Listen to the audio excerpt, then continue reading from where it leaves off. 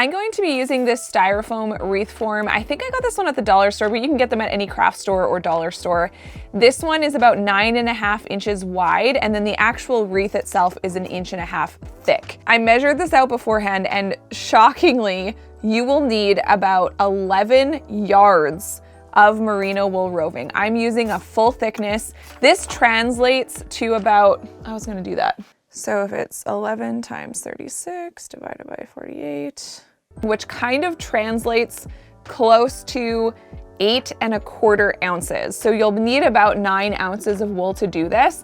You can also use chunky yarn though. So if you don't have something like merino wool roving, you can definitely do that. The first thing I'm gonna do is take off my rings because they will get caught on the wool, and that's super frustrating. So what I'm gonna do is just feed the roving end underneath the wreath like this. So I went underneath and through the center.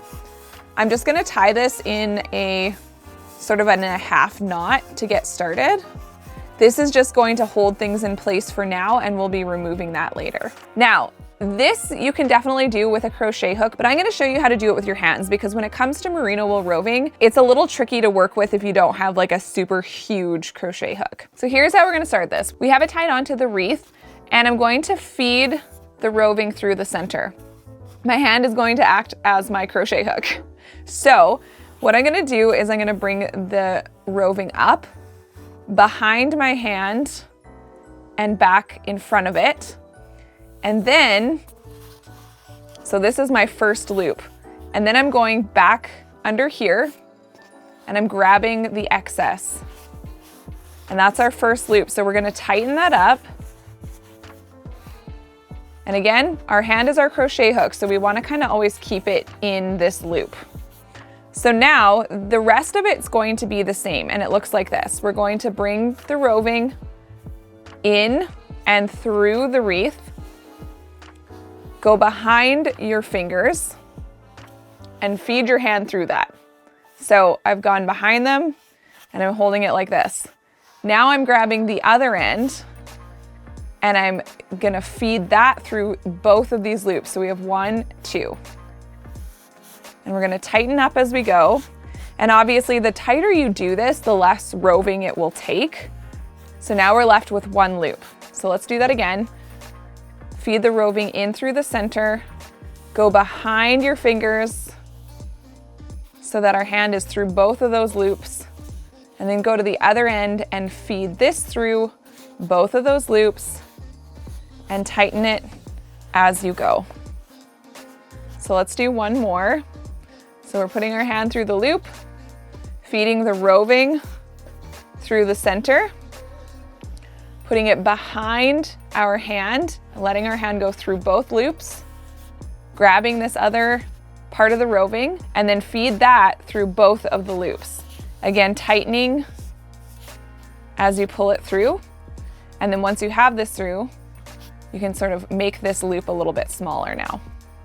So now you can see, you can kind of twist it out if you want, but we're getting that really pretty braid effect on the outside. So in through the center, my hand's through the loop, behind my hand, creating another loop, grabbing the other end, and then feeding that through both loops. Tightening it up, make this loop smaller. You can continue that all the way around the wreath.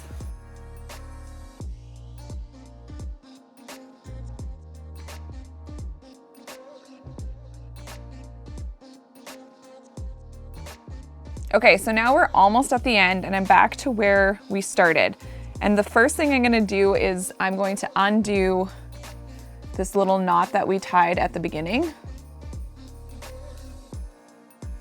And I'm just gonna fish this tail back behind like this.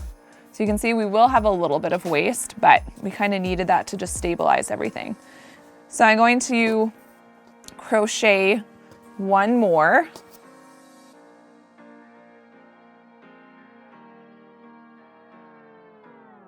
And actually, it seems like this wants to go over here.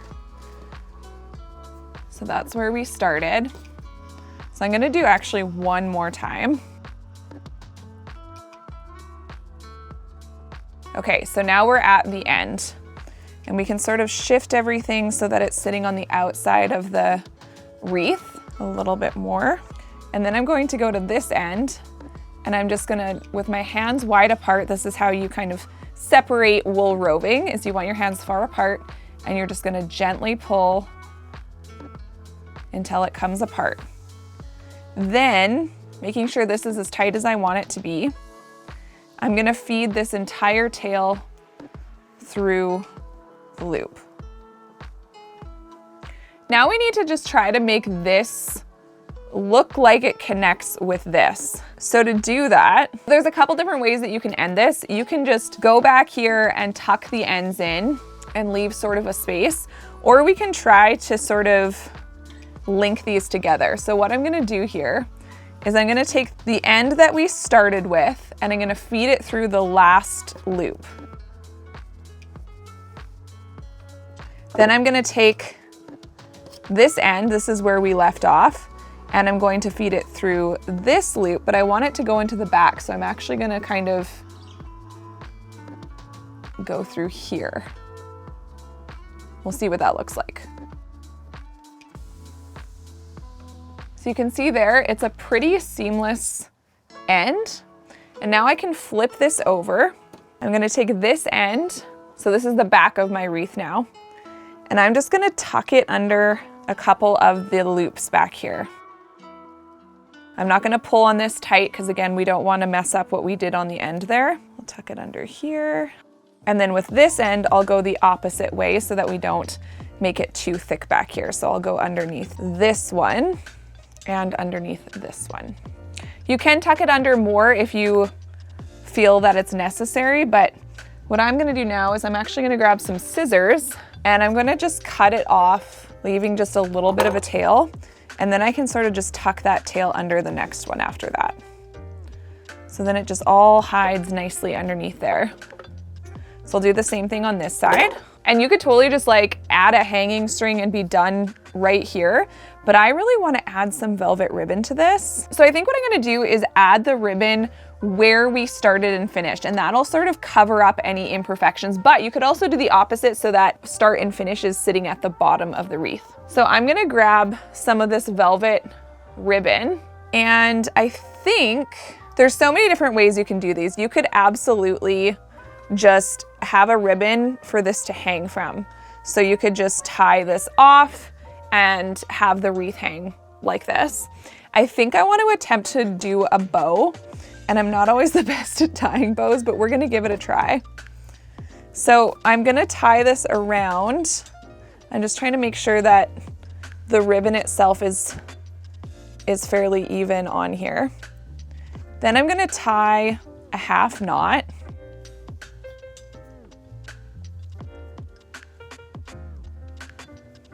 And I wanna make sure that everything's sitting just how I want it before I actually tie this bow. And then I'm gonna attempt like a prettier bow than the normal like how you would tie your shoes anyway. So I'm creating a loop, and then I'm gonna bring this, so I have a loop in my left hand, I'm taking my right hand, I'm gonna go around my hand, and then I'm gonna take this other end and take it back through this loop that I created, and then pull everything tight. And then we sort of have to like readjust everything once that's pulled tight. Okay, I'm very happy with that little bow. And then the last thing I want to do is I want to cut these at a bit of an angle. So I think I'll go something like this. I'm not going to be too picky about it. And then I'll do the same thing on this side. So it's about a 45-degree angle if you want to be a little bit more precise than I am. So I realized I needed like something to actually hang this wreath from, but I really like the way that the velvet is wrapped around the actual wreath, and we have this bow here, but I really want to use this beautiful sort of beige and black striped ribbon to hang it from. So what I'm thinking I'm gonna do, because again, I don't want to undo this because I really like the way that it turned out, but I don't want my ribbon, this new ribbon, to sit beside this one. I want it to sit underneath. So I think what I'm going to do is actually cut a little slit in my velvet ribbon, which I know seems like kind of a sin, but I'm gonna do it. So I'm cutting a little slit in here so that I can actually feed this ribbon through the velvet ribbon. We'll see how it works. The striped ribbon can just sit completely underneath the velvet ribbon. So back here is the same idea. I'm gonna tuck this all in, and I'm going to feed this tail through that little hole I made as well. And then that can hide behind there. And then at the top of this ribbon, I can just tie an overhand knot. Just make sure that these ends meet up properly. And now we have something to hang it from. I absolutely love this. Click right here to watch more of our Christmas tutorials.